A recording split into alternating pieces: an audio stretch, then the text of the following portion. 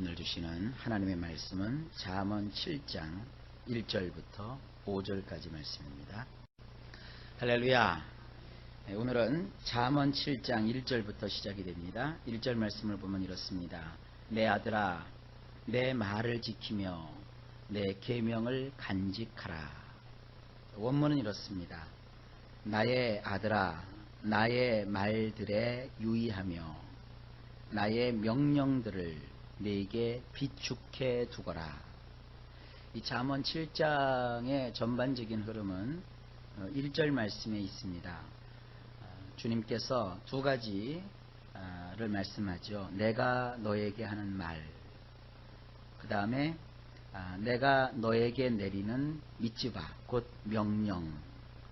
그래서 주시는 말씀과 또 하시는 명령들을 우리가 어떤 식으로 대해야 되느냐, 그것이 첫 번째가 그것에 유의하는 거예요. 유의한다는 것은 뭐냐면 거기에 관심을 집중시키는 겁니다. 하나님의 말씀이 주어졌을 때 그 하나님의 말씀을 그냥 건성으로 듣는 사람이 있어요. 또 한 사람은 그 하나님의 말씀을 들을 때 자기한테 이렇게 기분 좋은 소리만 골라서 그것만 받아들이는 사람이 있어요. 그리고 이 말씀을 세 번째로는 정말 거기에 집중을 해서 그 말씀에 귀 기울여 듣는 사람이 있습니다. 여기서 이 유의한다라는 것은 귀 기울여 들으라, 이런 뜻입니다. 그 다음에 또 하나님이 하시는 그 여러 가지 명령들이 있습니다. 근데 그 명령들을 어떻게 하느냐, 내 속에다가 비축해 두거라, 쌓아두거라. 하나님의 말씀이 우리 속에 이렇게 차곡차곡 쌓아져 있어야 합니다. 여러분 집에 가서 냉장고 문을 이렇게 열었다고 칩시다. 냉장고 문을 열었는데 거기 텅 비어 있다고 쳐보세요. 그러면 아마 하루 종일 심란하실 거예요. 그렇지만 냉장고 문을 딱 열었는데 거기에 필요한 먹거리들이 아주 즐비하게 차곡차곡 잘 쌓여 있다고 해보십시오. 얼마나 든든하겠습니까? 그래서 고기가 필요할 때는 고기를 꺼내서 쓰고, 생선이 필요할 때는 생선을 꺼내서 쓰고, 채소가 필요할 때는 채소를 꺼내서 쓰고, 또 과일이 필요할 때는 과일을 꺼내서 쓰면 됩니다. 이 비축해둔다, 쌓아둔다 라는 것이 바로 그것입니다. 우리의 마음속에 하나님의 하시는 그 명령들을 차곡차곡 비축해 놓으면 그때그때 필요에 따라서 우리가 그 명령들을 우리의 삶 속에 적용할 수 있습니다. 교회를 많이 다니고 오래 다니고 또 뭐 여러 가지 신앙 어떤 그 활동을 내가 참여를 했다 해도 그 마음속에 하나님이 하시는 이런 구체적인 명령들이 차곡차곡 쌓여 있지 않으면 자꾸 엉뚱한 짓을 하게 돼요. 하나님이 원하시는 것도 모르고 그저 그냥 자기 열심으로, 자기 생각으로, 자기 판단으로, 거기에다 또 이 세상의 어떤 교훈으로, 또 세상의 상식으로 행동하다 보면 이것은 하나님 앞에서 옳지 않은 일입니다. 우리는 항상 유의해서 하나님의 말씀을 듣고 또 하나님이 하시는 그런 명령들을 우리 속에 비축해 두어야 한다. 그렇게 살아가라라는 것입니다. 그러면서 이 2절에 이렇게 또 강조합니다. 내 계명을 지켜 살며 내 법을 내 눈동자처럼 지키라. 원문은 이렇습니다. 나의 미츠바들에 유의하여 번창하며 살거라. 그리고 나의 토라를 마치 내 두 눈에 눈동자처럼 여기거라. 자, 여기서는 하나님의 그 명령들을 유의하여 살 때 어떤 일이 벌어지느냐 하는 그런 결과가 나오죠.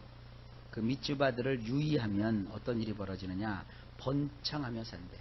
번창하며 산다 그랬습니다. 우리 성경에서는 그저 지켜 살며 그랬는데 여기서는 번창하며 산다 라고 되어 있어요. 항상 하나님의 말씀은 우리의 삶을 번창하게 만들어요.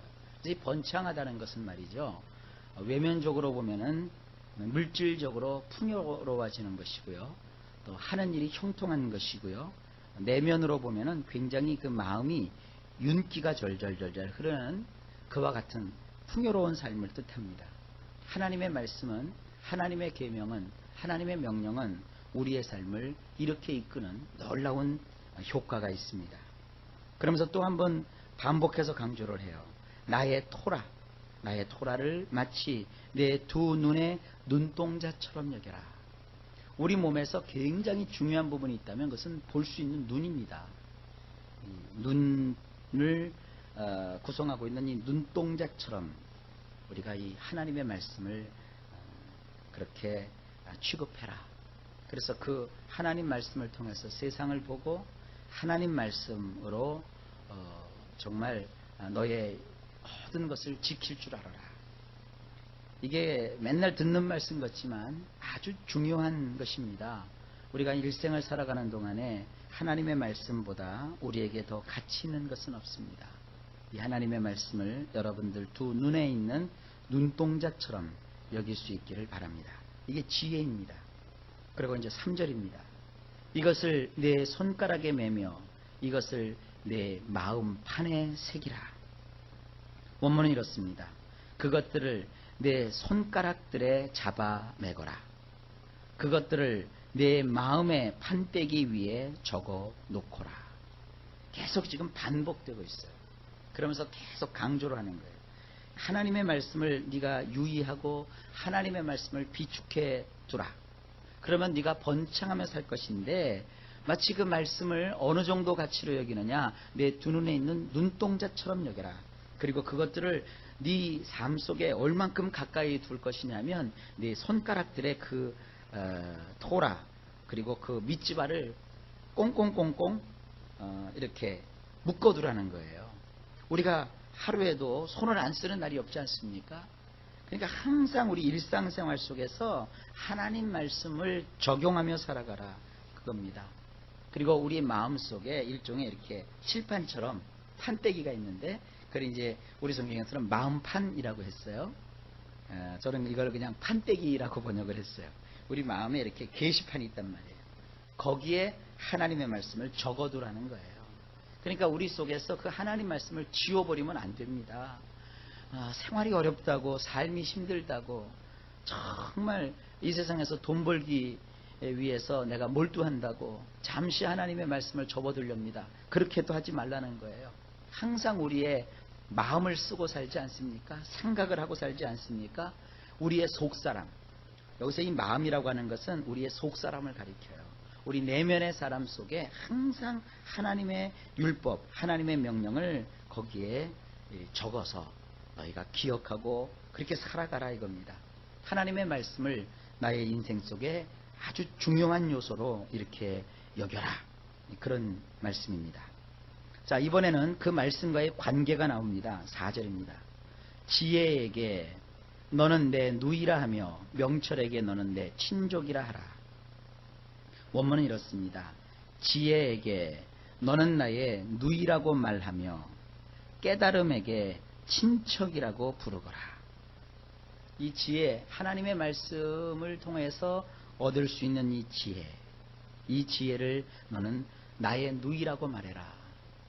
누이 그러면 굉장히 친숙해요. 누이 그러면 굉장히 가까운 사이입니다. 이 누이라고 하는 존재는 친구보다도 더 가까워요.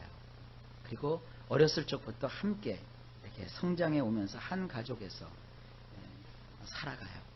그리고 누이는 그 동생들에게 참 잘해줘요. 이런 그 자상함이 이렇게 느껴지는 그런 그 칭호입니다. 그래서 그 지혜는 너의 누이라는 거예요. 그리고 깨달음, 항상 이 성경에 보면 구약에서 특별히 잠언에서는 지혜와 이 깨달음이 계속 같이 나와요. 이 깨달음을 친척이라고 부르라. 이 친척이라는 것은 어떤 의미가 있냐면, 그래도 우리나라 사람들은 이 친척에 관한 그 개념이 굉장히 뚜렷합니다. 그런데 이 구약에서 이 친척이라는 개념은 어디까지 오느냐 하면, 내가 삶을 살다가 어떠한 그 재산상의 상실, 재산상의 손실을 가져와서 내가 가지고 있던 집이 날아가고 내가 보유했던 그 땅을 빼앗기게 됐다. 그랬을 때 이 친척은 잃어버린 이 사람을 대신해서 그 사람의 땅을 되찾아주고 그 사람의 잃어버렸던 집을 다시 찾을 수 있도록 그런 역할을 해주는 자, 그들이 바로 이 친척입니다. 그리고 이 친척은 굉장히 가까운 개념이에요. 그래서 이 하나님의 말씀을 통해서 얻게 되는 이 깨달음은 너의 친척처럼 삼아라. 그래서 이 하나님의 말씀의 효과는요, 우리가 잘 나가는 사람을 이렇게 독려해서 더 번창할 수 있도록도 해주고요, 또 세상을 살아가는 동안에 우리의 실수로 인해서 잃어버리고 빼앗기고 놓쳐버렸을 때도 이 지혜가 그 깨달음과 더불어 그의 인생을 복구시켜주고 회복시켜주고 다시 한번 번듯하게 세워주는 역할을 하는 거예요. 그래서 여러분들 오늘 친척 하나 있는 거예요. 하나님의 그 지혜의 말씀이, 하나님이 하시는 그 믿지 봐, 그 명령이 나의 인생을 다시 이렇게 새롭게 해주는 친척이라는 것을 잊지 마시기 바랍니다. 여러분에게도 이 말씀이라는 친척이 있는 거예요.